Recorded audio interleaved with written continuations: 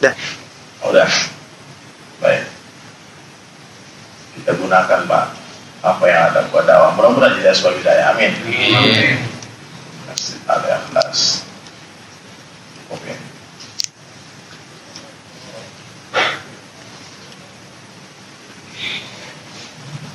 Qala Allah Ta'ala fil Qur'anil Karim, a'udzu billahi minasyaitonir rajim. Bismillahirrahmanirrahim. Walladzina jahadu fina lanahdiyannahum subulana. Wa qala Nabi sallallahu alaihi wasallam, kullu ummati yadkhuluna al-jannah illa man aba. Qila wa man ya'ba ya Rasulullah? Qala man ata'ani dakhala al-jannah wa man asani faqad aba. Atau kama qala Rasulullah sallallahu alaihi wasallam. Hadirin tuan-tuan, puan-puan, bapak-bapak, ibu-ibu yang dirahmati Allah Subhanahu wa taala. Kita bersyukur kepada Allah Subhanahu wa taala karena Allah Subhanahu wa taala telah menjadikan kita semua sebagai umatnya Rasulullah sallallahu alaihi wasallam. Ini nikmat yang besar, Pak. Ya. Pak, mohon Pak, seperti biasa di dalam setiap kajian saya tidak mau ada yang tidur, Pak. Ya, semua angkat kepala yang buka mata, Pak. Kalau ada yang tidur sampai kami bangunkan. Ya, serius. Nanti kalau sudah satu orang tidur langsung wabillahi taufiq wal hidayah. Pulang kita. Ya, serius. Come on. Coba angkat kepala buka mata, Pak. Dipijit-pijit, Pak. Kalau yang tidur sampai bangun, Pak. Kalau pindah ke depan, Pak. Kalau ngantuk-ngantuk itu depan, insyaallah nggak mau tidur. Kenal lagi. Siapa ya? Kita mujahadah semua, Pak. Saya juga mujahadah. Bapak juga mujahadah. Dan Allah Ta'ala berjanji, walladzina jahadu fina lanahdiyannahum subulana. Siapa yang bermujahadah di jalanku, siapa yang mengganti kesenangan nafsunya dengan kesenangan aku, dia ganti kesenangan nafsunya dengan kesenangan Rasulullah sallallahu alaihi wasallam, Allah akan bukakan bagi mereka pintu-pintu hidayah. Amin. Nah, itu mujahadah. Sekarang lagi ngantuk, lagi lapar, nggak makan. Itu mujahadah. Nah, jadi hadirin dirahmati Allah Subhanahu wa taala, umat Rasulullah sallallahu alaihi wasallam ini Allah yang katakan sebagai khair umat. Tahu? The best of umat. Umat yang terbaik. Umat yang Allah Ta'ala bangga-banggakan di hadapan seluruh Nabi. Boleh Pak, banyak masuk lagi. Mana siapa? Maju dikit Pak. Maju lagi dikit. Pak, maju pas aja Pak. Siapa yang berjalan menuju Allah, Allah berkali menghampiri dia. Masya Allah. Jadi maju Bapak itu dari pahala mujahadah itu.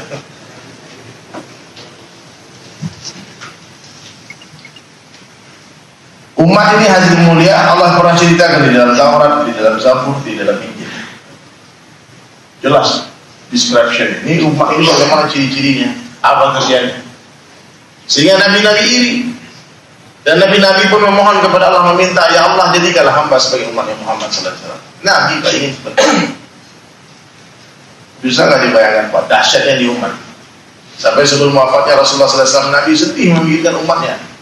Malaikat Jibril turun memberi kabar gembira, hai Muhammad, diharamkan surga dimasuki oleh kaum-kaum terdahulu sebelum umat masuk di surga. Datangnya belakangan masuk surga awal. Ini umat yang paling Allah cintai, yang paling Allah sayangi. Buktinya apa? Allah tak berikan umat ini umur panjang. Itu tanda, salah satu tanda Allah sayang kepada umat ini. Allah Subhanahu wa taala tak ingin melihat umat ini terlalu lama bersusah payah di dunia. Pak, buka mata Pak. Kalau tidur, tutup pasti tidur. Kalau tutup, fardu ain tidur. Ini mata ini dengan kuping, Pak ada kabelnya. Mata ketutup, kuping hilang fungsinya. Ya, Pak, guru saya kalau ta'lim Pak karena setengah jam dia membangunkan orang tidur. Benar. Karena syaitan ini nggak suka Pak. Nafsu kita ini nggak suka kita bertambah ilmu kita. Ya nah. Makanya hadirin mulia ini. Jangan-jangan saya datang tuh hadir hari ini Pak udah 3 kali salah alamat. Yang dulu salah alamat. Yang pertama saya datang ternyata bukan waktunya. Kemarin 29 juga datang juga ternyata salah bukan tanggal merah ternyata. Nah sekarang datang lagi ternyata dia tinggal tidur. Kan? Ya, saya tahu dia kalau tidur saya nggak mau datang. Ya, maka angkat kepala Pak. Tahan sebentar aja. Kita nggak lama. Paling setengah jam. Angkat kepala buka mata. Yang dengar bukan cuma telinga, tapi mata, darah, daging, tulang, rambut, kuku, gigi dengar. Semua organ tubuh kita mendengarkan. Itu namanya tawadhu. Kalau orang tawadhu dalam satu majelis, insya Allah hadirin mulia, dia akan lebih paham dari yang bicara. Allah akan berikan, sometimes Allah beri kefahaman lebih daripada yang bicara. Mungkin saya tidak sepaham itu, ternyata Bapak karena dengar sungguh-sungguh Allah berikan understanding, yufaqihu fid din, kepahaman kan perkara agama. Nah, ini perkara sederhana tapi jangan dipikirkan oleh Allah. Jarang orang bertanya-tanya kepada dirinya, kenapa Allah katakan kita sebagai khairul ummah? Bapak-bapak pernah nggak berpikir, kok kita? Kenapa bukan Bani Israel yang umurnya 1000 tahun, 800 tahun, 700 tahun? Kalau mereka sujud bukan hanya kepala mereka berbekas, tapi batu tempat mereka sujud cekung hadirin mulia. Kalau mereka berzikir, itu hadirin mulia gua-gua tempat mereka berzikir, rumah mereka mengeluarkan nur cahaya. Kalau mereka berzikir di pinggir laut, air laut tempat dia duduk itu berubah rasa jadi manis. Ditulis oleh Imam Bukhari, ciri-ciri Bani Israel dalam kitabnya. Ada satu orang ahli zikir dari kalangan Bani Israel, dia duduk sampai dari Jumat ke Jumat depan, 1 minggu tanpa berdiri, hanya memuji Allah subhanallah, alhamdulillah. Tapi Allah tak katakan Bani Israel sebagai khairul ummah. Justru kita, umur singkat, sholat ya 5 waktu, cuma Bani Israel 50 waktu Pak, Bani Israel 50 waktu sholat ya. Itu cuma 5 waktu. Puasa kita pun cuma dari subuh sampai maghrib. Yahudi Pak puasa 24 jam Pak, Sabat 24 jam puasa. Orang Bali hari Nyepi itu 24 jam dia puasa, 24 jam. Bahkan cahaya pun nggak boleh ada. Nyepi. Ini umat amalnya apa? Tidak ada apa-apanya. Tapi Allah katakan diharamkan surga dimasuki oleh kaum-kaum terdahulu sebelum umatmu memasuki surga. Oh hebat ini umat. Saya pertama-tama hijrah itu saya tanya itu, Ustaz, tolong jelaskan sama saya kenapa Allah katakan kita khairul umat. Maka Ustaz tadi jelaskan surat Ali Imran 1. Kuntum khaira ummatin ukhrijat linnas. Oh ini jawabannya Pak. Ternyata umat ini dikeluarkan oleh Allah untuk bagi manfaat bagi seluruh manusia. Dulu yang bagi manfaat ke seluruh manusia itu hanya nabi-nabi Pak. Yang berdakwah ini hanya nabi. Kalau bukan nabi kerjanya cuma ibadah. Zaman dulu Nabi Musa AS Allah Ta'ala perintah pergi berdakwah kepada Fir'aun. Izhab ila Fir'aun. Hai Musa, berangkatlah kepada Fir'aun. Innahu tagha, dia itu tagut, melampaui batas. Apa kata Nabi Musa AS? Ya Allah, izinkan aku pergi dengan abangku Harun. Izinkan Harun pergi menemani aku berdakwah kepada Fir'aun. Ulama-ulama ahli tafsir menjelaskan ayat ini hadirin mulia, bolak-balik Nabi Musa AS menangis berdoa sampai Allah mengizinkan dengan syarat Harun harus dilantik dulu jadi nabi. Kalau bukan nabi nggak boleh pergi dakwah kayak gini Pak. Datang ke rumah-rumah, datang naik gunung-gunung, itu kerja nabi. Nggak boleh pergi dakwah kemana-mana, cuma ibadah saja. Jadi ternyata dakwah ini hadirin mulia, ini adalah pekerjaan yang paling hebat, yang paling dahsyat, yang paling bergengsi dalam pandangan Allah, yang hanya dulu yang buat kerja nabi-nabi. Kuntum khaira ummatin ukhrijat linnas, dikhurujkan dari rahim ibu kita. Kita dikeluarkan dari rahim ibu kita ke dunia untuk beri manfaat bagi seluruh manusia. Apa manfaatnya? Ta'muruna bil ma'ruf wa tanhauna 'anil munkar. Dakwah, amar ma'ruf nahi munkar, wa tu'minuna billah. Baru iman setelah itu. Oke. Kalau saya paham. Ternyata umat ini kalau nggak dakwah Pak, kita hanya ibadah-ibadah, kita tak pantas mendapatkan pujian khairul umat. Ada sibuk sholat, ada zakat, puasa, haji, umrah, tiap tahun pergi haji, 3 kali setahun umrah, baca Quran 10 juz setiap hari, sholat sunnah 100 rakaat setiap malam. Bagaimanapun hebatnya ibadah umat ini tak akan mampu menandingi ibadahnya Bani Israel, tak akan mampu. Apa yang membuat umat ini berbeda? Apa yang membuat umat ini hebat hadirin sekalian? Dakwah. Ini yang kita buat hari ini Pak. Ini ceramah Pak, bagian kecil dari cuma kita lidah Pak. Ini bukan satu hal yang wah ya, anak kecil diajar juga bisa. Ceramah-ceramah ini mudah Pak. Ya Pak, apalagi sambil tertidur kan. Saya mata saya lihat Pak, kalau tidur saya bangunin ya, maaf ya, marah Pak, jangan marah. Karena saya sayang. Saya bangunkan karena saya sayang. Tapi ini perkara penting, banyak orang Islam nggak paham. Banyak orang Sam sampai hari ini masih bully saya. Kenapa kamu dakwah? Kamu kan anak band, kamu bukan ustaz, kamu bukan tamat pesantren. Hari ini sampai hari ini. Apa gelarnya dari Sulaiman? Ustaz ini Pak, maksudnya Pak ada itu ustaz dari Sulaiman. Maksudnya usaha taat. Pak, jangan baik Pak, jangan langsung merisi. Oh tiba-tiba jadi ustaz. Ustaz itu maksudnya apa? Usaha taat. Jadi antum semua namanya ustaz, oke? Antum semua ustaz itu Pak. Usaha taat. Jadi nggak usah kita mempermasalahkan itu. Ilmu itu Pak, kalau mau bicara ilmu Pak, iblis itu lebih banyak ilmu Pak. Lama jadi imam di surga. Kita baru cerita-cerita tentang Allah, dia pernah berjumpa dengan Allah di surga. Kita baru cerita mendengar kabar tentang surga. Iblis pernah melihat surga dan lama jadi imam di surga. Tapi gara-gara sombong akan ilmunya, merasa lebih baik dari Adam, diusir dari surga. Maka hari ini tolong Pak yang sudah hadir kajian-kajian antum, biham bertawadhu, jangan sombong. Stoplah membuli orang bodoh, jahil, sesat, tahunya yang benar sendirian. Hari ini banyak setan tuh Pak. Di orang terus orang kalau nggak mampu belok kiri, nggak mau belok kiri, dibawa belok kanan. Sementara jalan yang benar itu jalan pertengahan Pak, jalan yang lurus. Berlebih-lebihan dalam urusan agama ini Pak juga nggak boleh. Makanya doa yang diajarkan oleh Allah Ta'ala di dalam Al-Quran apa? Rabbana atina fid dunya hasanah wa fil akhirati hasanah wa qina adzabannar. Balance. Sekarang urus dunia, antum kerja terus dunia. Urus yang menarik. Urus dunia itu ada tertibnya Pak. Masa itu ada tertibnya. Harus ikut arahnya yang berlaku. Gak bisa orang masak nasi sesuka hatinya, ada ilmunya. Untuk urus dunia ada ilmunya, untuk urusan agama ada ilmunya. Waktu ibadah ada ilmunya juga, waktu dakwah ada ilmunya juga. Hari ini Pak, banyak orang ahli ilmu, dia tahu hukum hakam, tapi dia tak pernah belajar dakwah, tak pernah latihan dakwah, sehingga dia tak tahu dakwah. Dia ayat tidak. Maka dakwah ini pun perlu ilmu, menyampaikan ilmu ini perlu ilmu. Inilah istimewanya pada kita zaman. Dia bukan nabi, tapi Allah beri kerja nabi. Pintu kenabian telah tertutup dengan wafatnya baginda Rasulullah SAW. La nabiyya ba'da. Tidak akan ada lagi nabi setelah aku, kata Nabi. Coba, antum tundukkan kepala pasti tertidur. Angkat kepala, serius. Semua angkat kepala.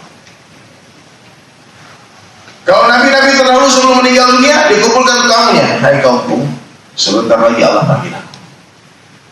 Dan setelah aku ini Allah hantarkan nabi yang baru. Kalau ikut nabi. Tapi baginda Rasulullah SAW 23 tahun proses nubuah kenabian.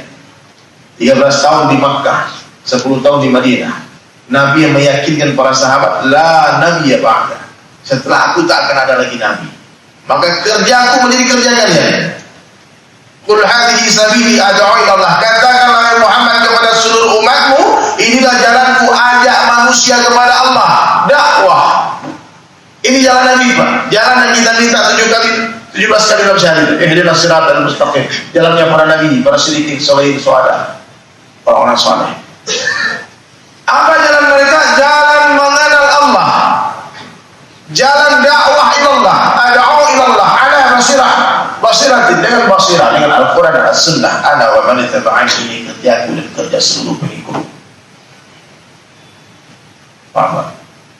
Ini kerja.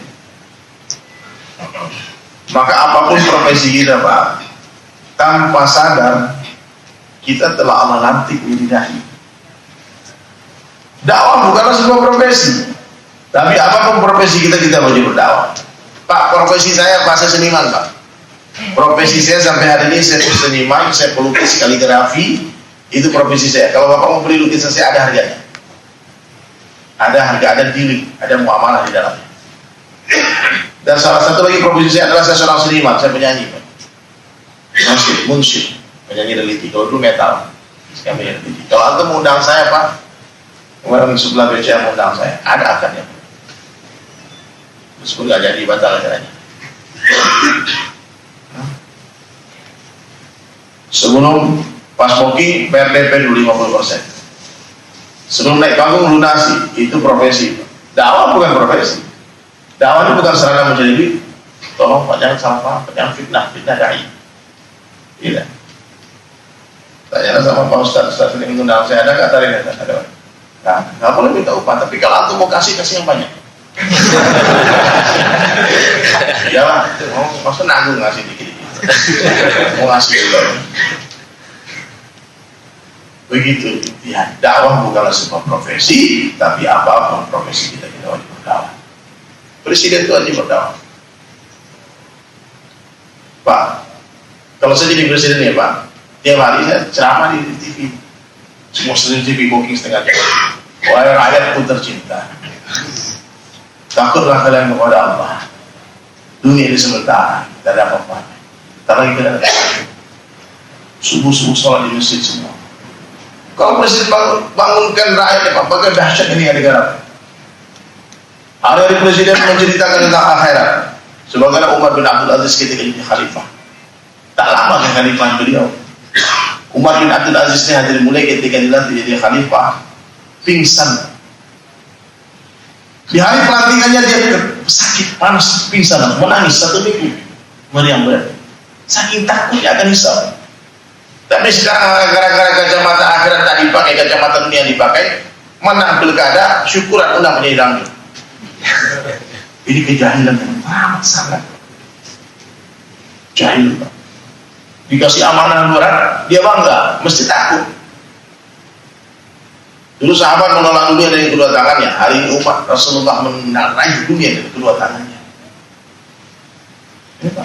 Jadi perjuangan nabi-nabi itu Bapak mesti paham, bukan untuk dunia, tapi itu akhirat. Bukan untuk mendapatkan kerajaan dunia. Kerajaan dunia ini bonus saja, karena dikasih kadang-kadang. Bagi Allah tetap sampah ini kerajaan dunia. Sampah, tak lebih berharga daripada sebelah. Fir'aun aja Allah kasih. Fir'aun dikasih kerjaan dunia, Namrud dikasih kerjaan dunia. Sedikit pun Nabi Musa tak iri kepada Fir'aun, sedikit pun Nabi Ibrahim tak iri dari kerajaan Fir'aun. Ketika Allah hancurkan Fir'aun di Laut Merah, Nabi Musa bukan kembali ke Mesir jadi raja, tapi lanjutkan perjalanan ke Madian. Iya Pak. Jadi luruskan Pak, kalau ada aktivis-aktivis partai politik ini Pak, antum berjuanglah karena Allah. Ya, kalau menang istighfar, kalau kalah alhamdulillah.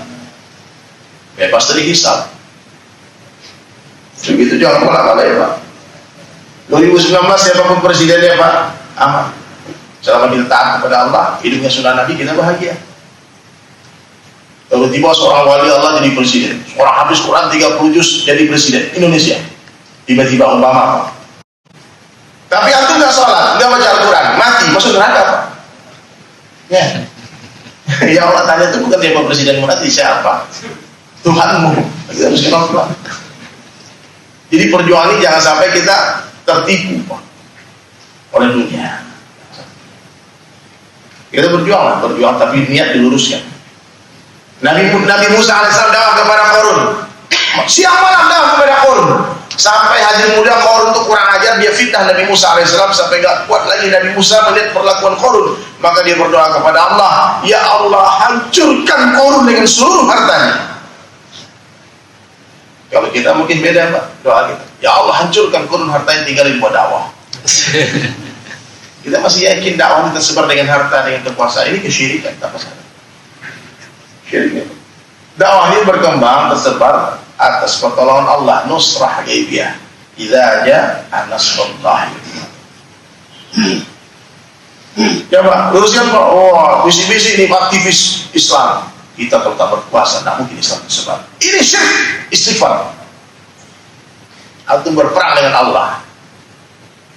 Bukan kekuasaan. Kita perlu bantuan Allah. Intan surullah yang surku. Kau bantu agama Allah, Allah bantu. Ya. Nah, jadi hadirin dirahmati Allah Ta'ala, kenali Allah, maka kita akan mencintai Allah. Orang yang cinta kepada Allah, dia akan taat kepada Allah, akan takut kepada Allah, akan tunduk patuh kepada Allah. Kenali dunia Pak, siapa yang mengenal dunia pasti tak akan paham dunia, tidak akan mau cinta dunia. Dia paham dunia ini apa Pak? Dunia ini sementara. Sementara kata Nabi, umur umatku 60-70 tahun saja, kadang lebih, kadang kurang. Yang namanya kematian tak menjadi orang tua, tak menjadi orang sakit. Dia datang tiba-tiba, malaikat maut 70 kali setiap hari menatap wajah kita. Tiap hari. Saya buat hadis itu. Saya sudah dengar daripada ulama. Siapa orang diambil? Kemudian dulu. atau berapa kali dari malaikat maut silaturahmi sama kita. Waspada Pak. Dan dia datang tiba-tiba dan nggak ada perasaan sedikit untuk malaikat maut. Antum mau menantu besok Pak, kalau datang hari berangkat. Ya malaikat tunggu sebentar untuk bayar utang, nggak bisa, berangkat sekarang. Nah, maka hadirin dirahmati Allah Subhanahu wa taala, pahamilah dunia ini bukan tempat tinggal, tapi dunia tempat meninggal. Ya Pak, dunia ini bukan tempat tinggal kita, tapi dunia adalah tempat yang akan kita tinggalkan. Sekarang kita di atas tanah, dalam mana kita di atas kita. Sekarang dunia nyata tidak cerita, sebentar lagi akhirat nyata, dunia tidak cerita. Dunia ini panggung sandiwara. Itu di sinetron Pak, orang kaya itu belum tentu orang kaya beneran Pak. Coba aja Bapak sih film kalau kasih syuting. Habis itu sinetron itu Pak asli. Kata Syekh Ali radhiyallahu anhu dalam membawanya, dunia ini seperti mimpi. Kehidupan dunia ini seperti orang sedang tertidur bermimpi. Kapan dia terbangun? Ketika dia mati masuk kubur, baru dia ternyata.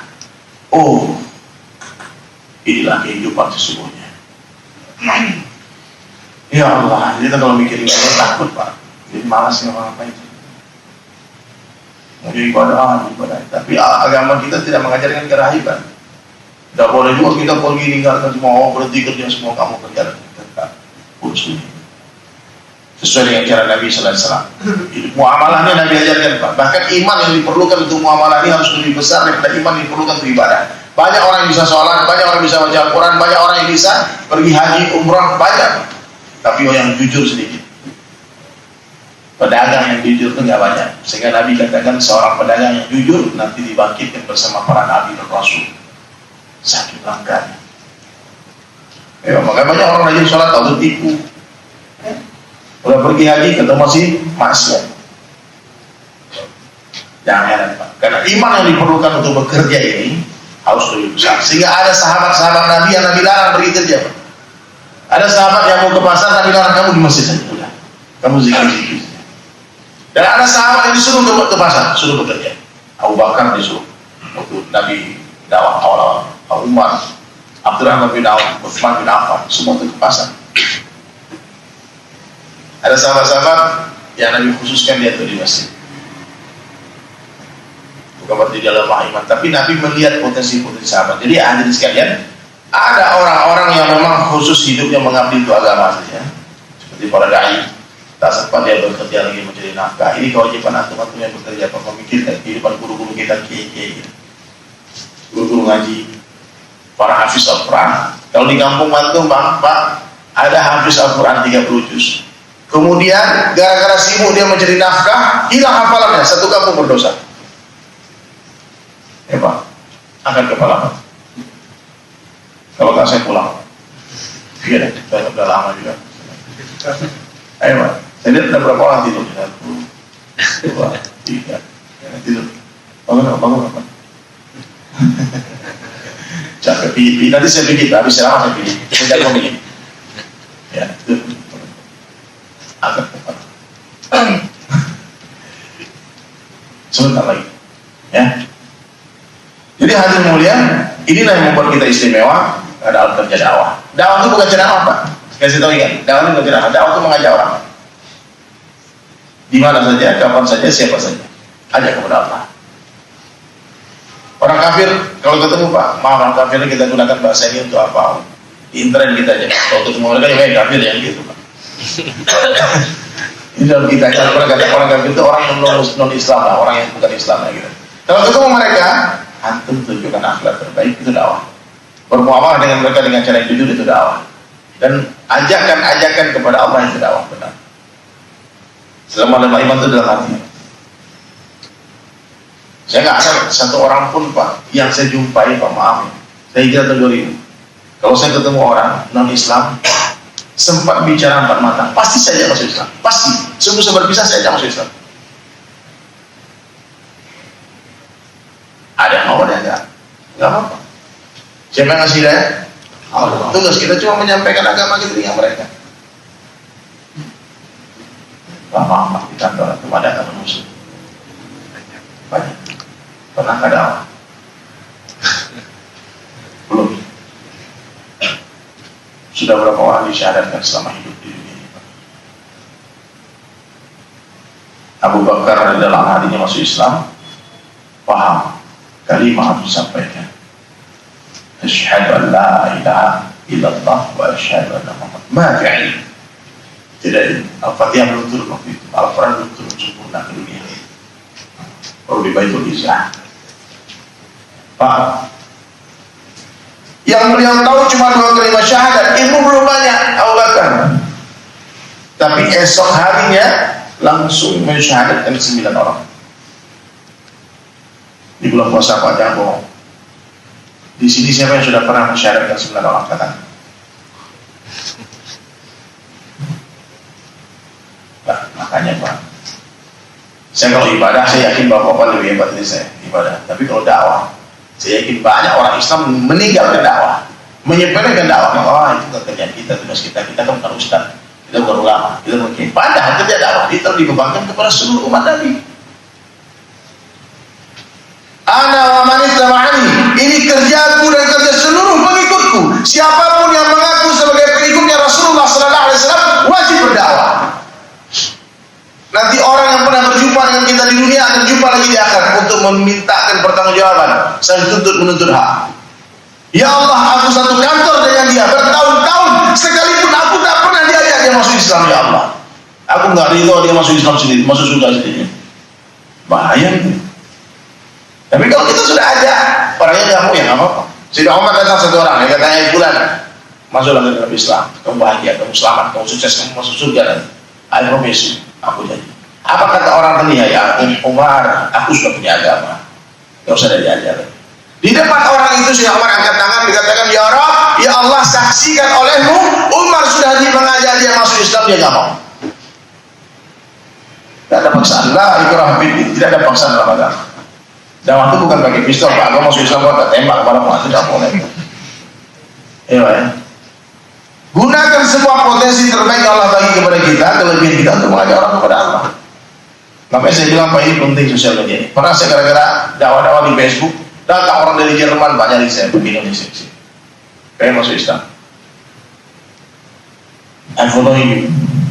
Bertahun-tahun dia follow di Facebook, dia dakwah dari semua dari video-video. Dia nggak ngerti bahasa, dia jadi translate. Kebanyakan Google Translate. Pengen masuk Islam. Datang ke Indonesia cari saya. Facebook jadi Islam Hidayah. Saya penyanyi, Pak, lagu-lagu yang saya buat, Pak, sudah nggak hitung banyak orang masuk Islam masuk lagu itu. Orang kaya mati, orang miskin mati, raja-raja mati, rakyat biasa mati. Sederhana lagunya, tapi dari hati. Gimana semua orangnya mati. Wahai manusia, jangan kau tertipu daya oleh dunia yang fana, sebagai tempat ujian bagi kita. Dunia sementara, akhirat selama-lamanya. Orang kaya, ayo Pak, semua bilang mati. Orang kaya mati, orang miskin mati, raja-raja mati, rakyat biasa mati, yang mengantuk mati.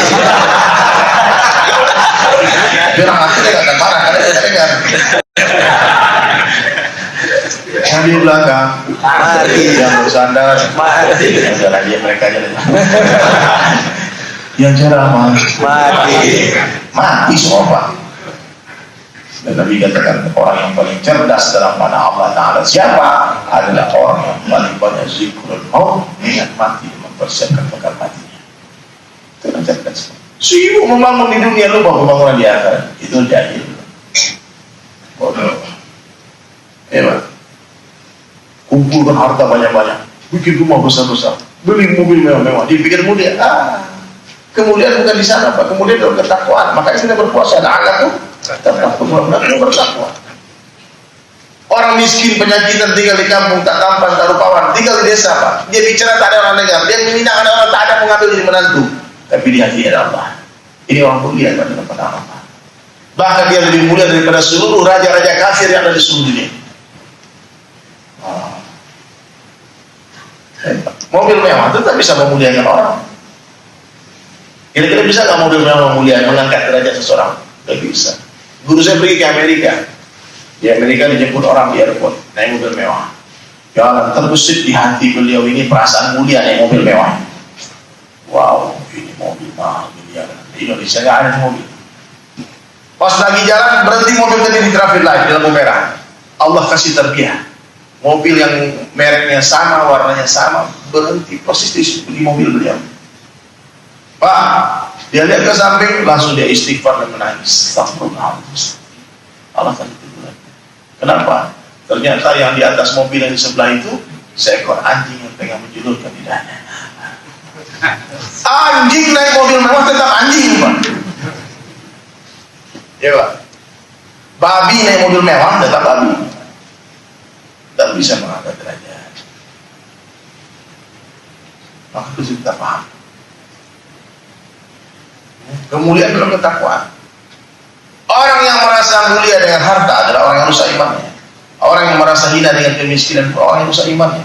Kemuliaan dalam ketakwaan. Kita imannya masuk ke dia. Ya, dunia ini tipu-tipu ya Pak. Dunia ini kenikmatan yang sedikit baru nikmat. Kalau banyak menyusahkan dunia ini Pak. Bapak pulang ke rumah, disuguhi istri, Bang, silahkan diminum kopi. 1 gelas kopi bikinan istri. Nikmat ya Pak? Nikmat. Tapi pas pulang ke rumah, istri suguhkan kopi. Bang, silahkan diminum 1 ember Pak. Habisin Bang ya. Aku udah capek-capek bikin Bang. Habisin. Berapa bikin? Makan 1 piring nikmat, 1 waktu penyakit. Kawan saya bilang, ya aku kalau nikahnya sama cewek cantik, sini aku buka keluar rumah. Jodoh Pak nikah.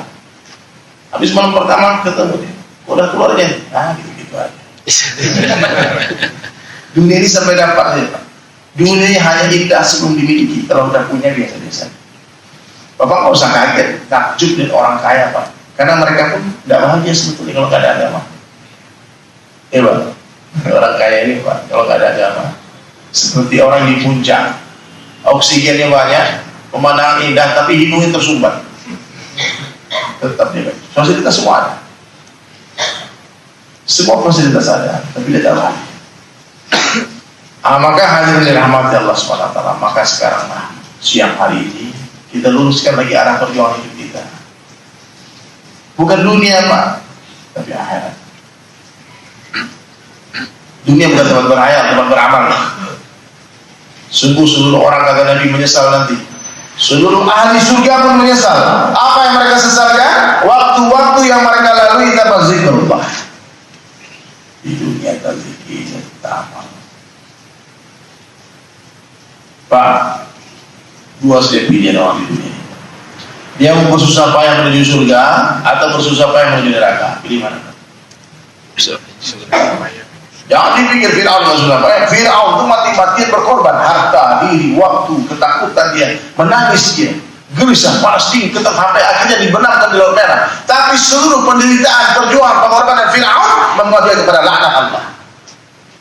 Nabi Musa juga susah.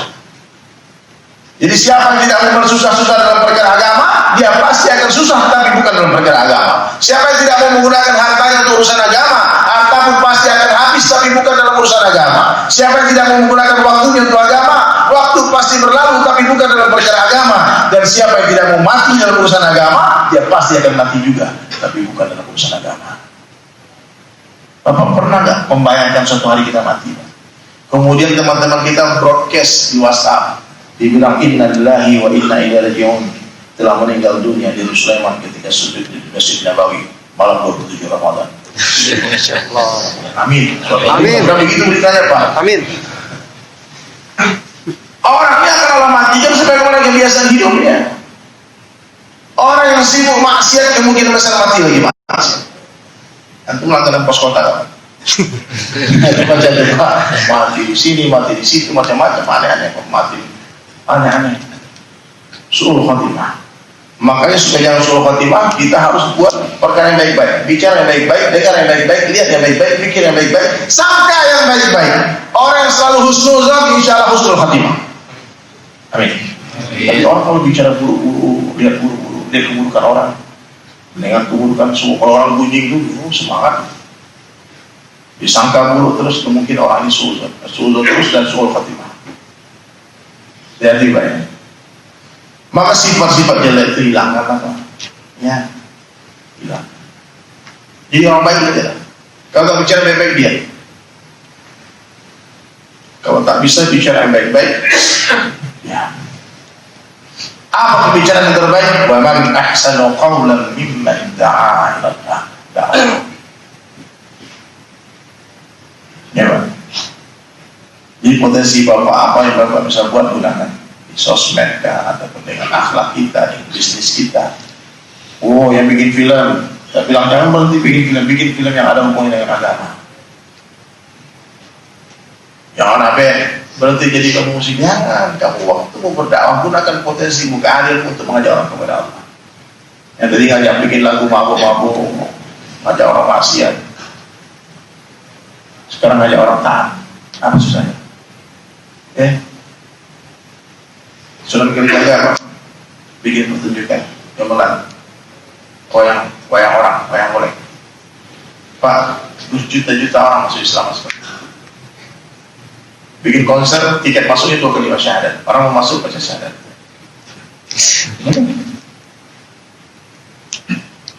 Gunakan semuanya.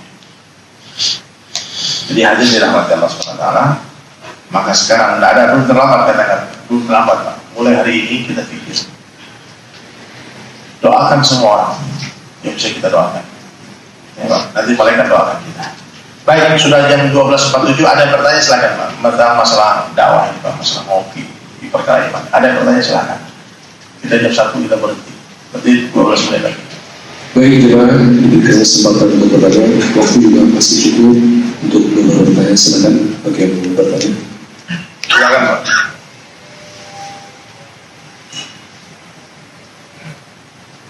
Assalamualaikum warahmatullahi wabarakatuh. Waalaikumsalam. Satu mau nanya. Jadi biasanya kalau kita tuh untuk mengajar orang masuk Islam, mana yang didahulukan? Kita mengajar orang muslim masuk Islam atau teman-teman kita yang notabene ibadahnya biasa, ya kita ajak untuk sholat aja, untuk haji. Nah, itu mana kita lebih didahulukan? Mana yang lebih utama mengajak orang non-muslim masuk Islam daripada mengajak orang Islam sholat? Di dua-duanya sama aja Pak. Siapa yang kita jumpai, ya kita ajak. Kalau ketemu orang non-muslim, ya nggak sholat aja dia. Dan itu lebih susah ternyata daripada mengislamkan orang non-Islam. Pak, saya ngajarin orang syahadat pada ribuan. Mudah. Saya tipu-tipu mereka. Masyaallah. Bilang mantra ya. Ternyata galeri Pak, di depan pintu galeri saya tulis 2 kalimat syahadat. Di Bali ada 2 galeri saya di sini ada 1 galeri. Oke, Bapak tanya berapa orang yang sudah saya syahadatkan dari ribuan. Di depan pintu, tiap hari tamu-tamu boleh datang, bilang, wait, tunggu sebentar. You want enter my gallery? Yes. Kemudian, apa? What is it? Itu password. Bisa kita, kalau dia nggak mau, nggak boleh masuk. Mudah Pak. Saya berharap mudah-mudahan kalimat yang kita pahami itu suatu hari nanti menjadi asbab Allah beri syafaat bagi dia. Amin. Amin. Tapi yang susah tuh mengislamin orang Islam Pak, coba aja tuh. Mengislamkan orang non-Islam itu Pak seperti membangunkan orang tidur, cepat dia bangun. Tapi mengislamkan orang Muslim, menjadikan dia orang Muslim yang baik, itu seperti membangunkan orang yang pura-pura tidur. Coba lah Pak, orang pura-pura tidur dibangunin, nggak perlu bangun Pak. Kapan dia bangun? Kalau kita bakar petasan di kuping. Dikasih dulu tsunami, baru dia bangun. Dikasih dulu gempa, baru dia bangun. Puting beliung, angin topan, kebakaran, musibah datang, baru dia Allah, Allah, Allah. Baru nangis. Saya lihat betul dengan mata kepala saya. Saya waktu tahun 2009 itu saya pergi khurus dakwah 4 bulan jalan kaki dari di Padang. Dari Bukit Tinggi itu sampai ke Solo tuh, jauh tuh. Di hari ke-40 kami sampai di pinggir Danau Singkara itu. Tahu tuh gempa yang ada satu kampung di 2 gunung yang tepuk tangan tuh. Kemudian menimbun satu kampung ribuan orang. Waktu itu habis asar, saya duduk di masjid. Tiba-tiba bunyi. Saya pikir yang runtuh masjid. Pak, saya langsung sujud Pak. bilang mati lagi sudah bagus ini. Dia nggak yakin karena saya lihat orang udah teriak Allahu Akbar, Allahu semua teriak Allahu Akbar, Allahu Akbar. Menangis semua tetangga masjid berteriak Allahu Akbar. Pak, ya Allah, yang jalan guling-guling motornya semua itu gempa keras banget. Saya baru kali itu ngerasain itu, saya pikir kiamat hari ini. Berhenti bumi bergerak, ngomong jorok lagi Pak. Keluar kata-kata kotor.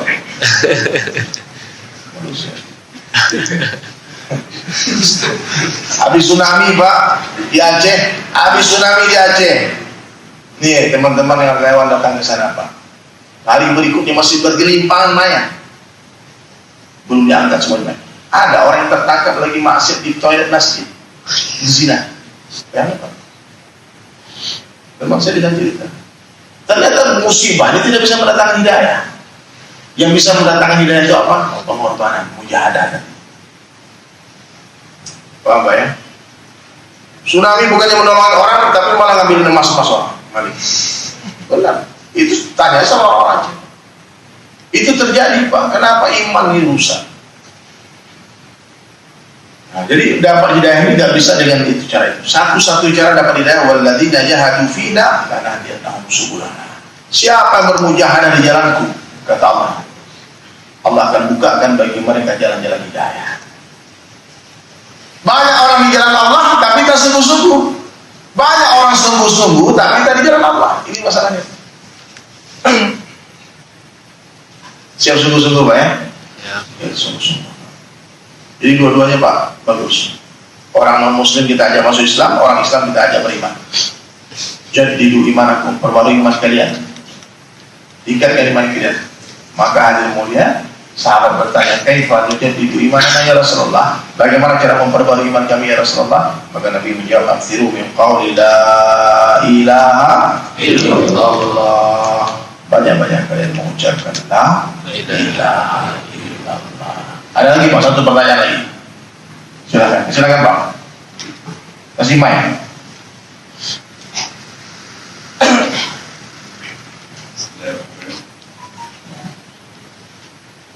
Assalamualaikum warahmatullahi wabarakatuh. Pak Ustaz tadi mohon penjelasan yang mengenai tadi tentang yang hafal Al-Quran. Tadi ada yang hilang tadi bagaimana tadi saya kurang jelas sedikit. Pak, ada di kampung antum ulama. Dia penghafal Quran 30 juz.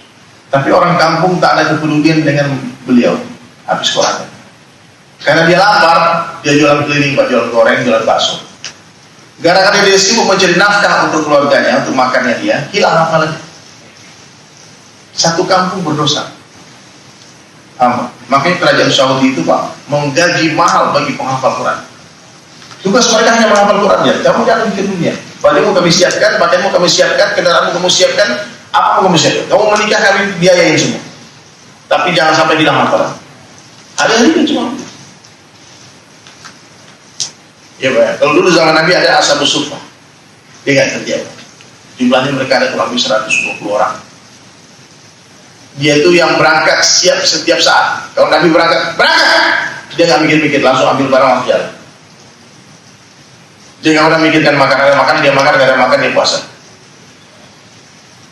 Orang dan dia nggak pernah meminta kepada siapapun kecuali kepada Allah. Nggak pernah menampakkan kesusahan, nggak pernah mengadu kepada siapapun. Tapi sahabat-sahabat yang berdagang, yang bekerja ke pasar, yang berkebun, hadir mulia dengan gembira memberikan hasil di mereka untuk tanpa meminta, tanpa harus diminta. Jadi ada satu tempat di Masjid Nabawi itu Ashabus Suffah, tempat Suffah namanya. Itu hadirin sekalian, sampai sekarang ada tempat. Di sana makanan-makanan semua ada kurma. Orang-orang kaya ngantar. Mereka cuma situ zikir, sholat, puasa, non-stop 24 jam. Iya Pak ya. Bapak tak mampu menjadikan anaknya Bapak habis Quran, jadikan anak tetangga habis Quran. Ya. Jadikan anak orang lain habis Quran. Karena mereka memiliki 10 tiket untuk masuk surga. Ya Pak ya. Di kampung itu mesti ada satu orang. Ini fardu ulama katakan hadirin mulia hukumnya. Fardu kifayah.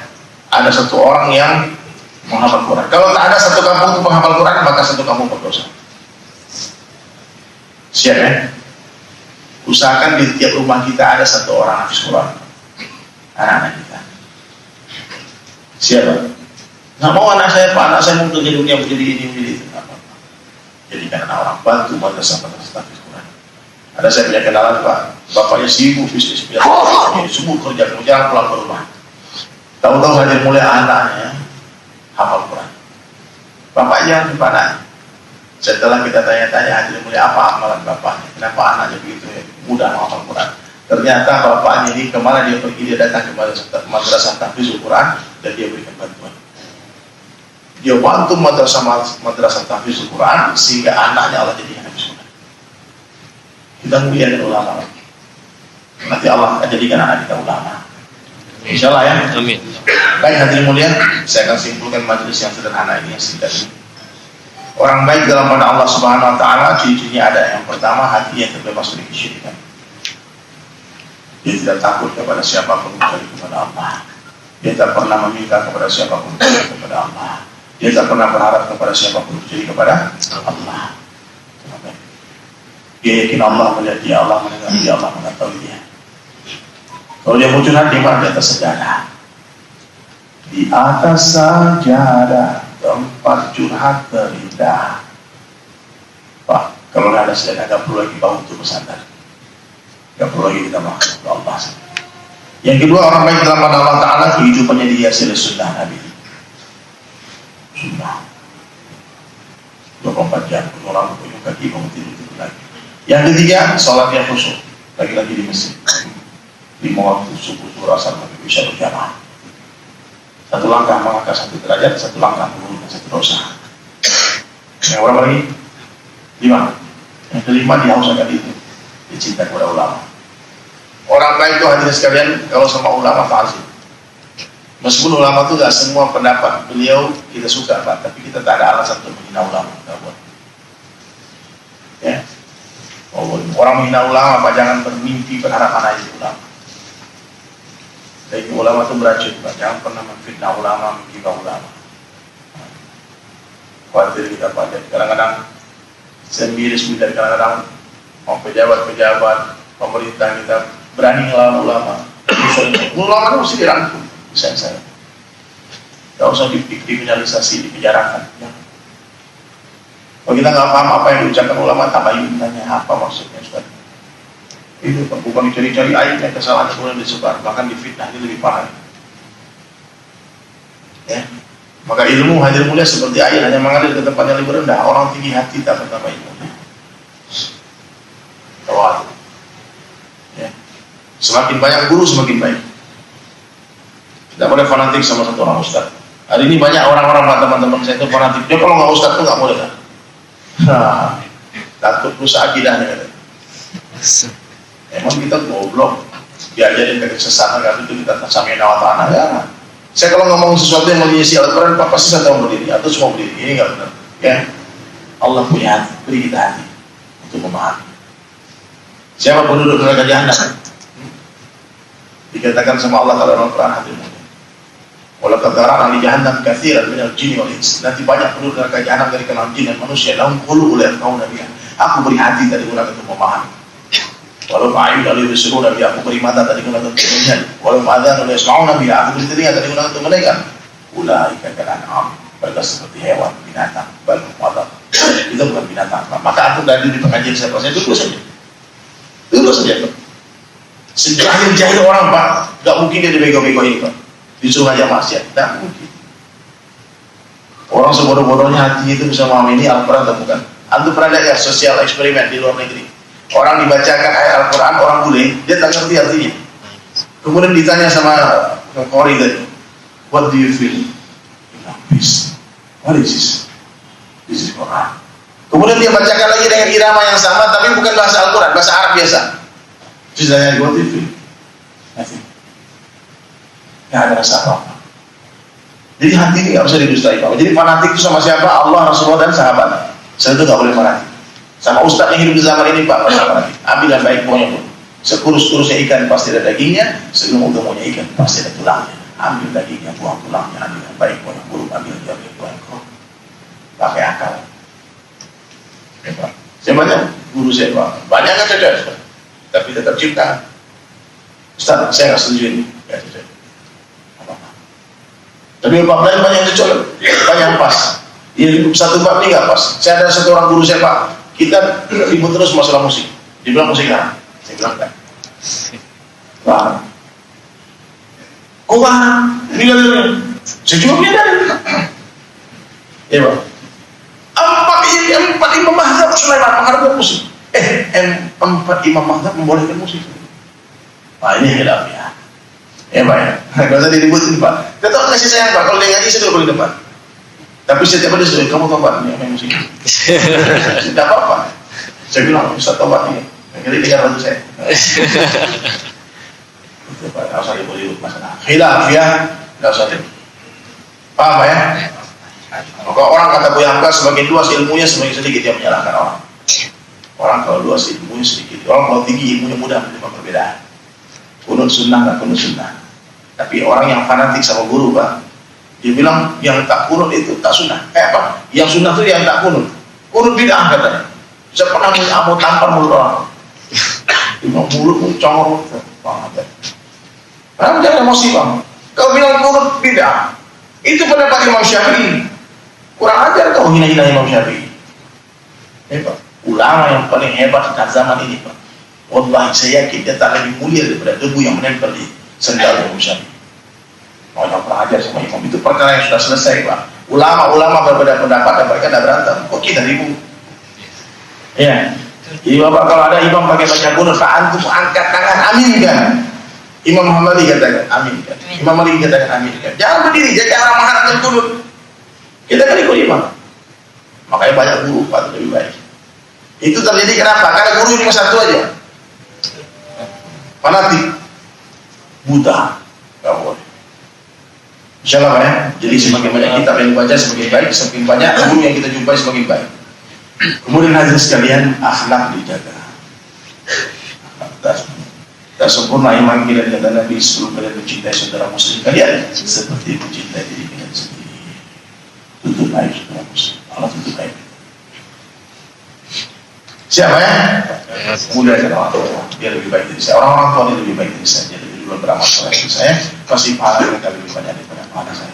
Kalau lihat anak muda katakan ada itu lebih baik dari saya. Kenapa? Saya lebih duluan bermaksiat daripada dia. Pasti dosa saya lebih banyak daripada dosa dia. Sebaik-baik saya lebih baik orang lain, seburuk-buruk orang lain lebih buruk saya. Masukkan ke hati. Kalau ikhlas dalam setiap amalan hati mulia, amalan ikhlas meskipun sedikit akan mencukupi. Luruskan niat tasihhun ya.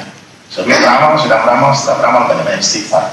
Dan yang terakhir hadirin sekalian, yakinlah dunia ini bukan tempat tinggal, tapi tempat meninggal. Saya nggak tahu nih hari ini mungkin ada yang berangkat ke akhirat ke situ. Ya, saya lihat wajahnya nggak lama lagi. Apa karena letih puasa ya? Tapi kayaknya udah banyak yang sakaratul maut ya. Pak, siap-siap. Yang namanya mati tak menjadi orang tua, tak menjadi orang sakit. Tapi dia menjadi siapa saja yang dikehendaki Allah. Katakan tangkap. Banyak orang pagi hari sedang berdoa dengan istrinya. Keluar dari rumah hanya dengan berjuta-juta rencana di benaknya. Ingin ini, ingin itu, ingin begini, ingin begitu, ingin di sini, ingin di situ. Macam-macam keinginan di kepalanya. Tahu-tahu kita dengar kabar sore hari sudah dalam kubur, mati. Tinggal harta banyak. Belum kering kuburan, anak sudah buru-buruan berantem di pengadilan. Anak tadi wariskan agama. Diwariskan Al-Quran Sunnah. Sebagai Nabi meninggalkan umatnya tak sepeser pun dinar dirham ditinggalkan. Ada beberapa keping uang dinar di bawah bantalnya. Sebelum beliau wafat, berkali-kali ditanya kepada istri beliau, Aisyah, apakah uang itu tadi disedekahkan? Nabi pingsan lagi. Tanya, habis terbangun lagi, apakah uang itu ketika sudah disedekahkan? Jadi Pak, jangan sibuk mengumpulkan perkara yang tidak kita bawa mati. Ya. Jangan hanya mikirkan hidup enak, tapi pikirkan bagaimana cara mati enak. Masya Allah, ini ngopi ngobrol perkara iman, Masya Allah. Ya, udah dulu ya, Insya Allah. Saya mau berangkat dulu Pak. Mau ngopi di tempat lain. Ingat, ambil yang baik Pak. Ya. Kalau ada salah-salah saya Pak, tolong telepon saya langsung. Jangan dipermalukan di sosial media. Ada orang pakai akun palsu, makanya saya blok semua. Dipikir saya balas, saya nggak balas. Sakit hati, bikin lagi akun palsu, di blok lagi. Masalah apa? Masalah hilang. Ya. Makanya banyak belajar. Semoga Allah beri kita paham. Hadirin mulia, subhanallah bihamdi. Subhanallah bihamdi. Asyhadu an la ilaha illa anta astaghfiruka wa atubu ilaik. Assalamualaikum warahmatullahi wabarakatuh.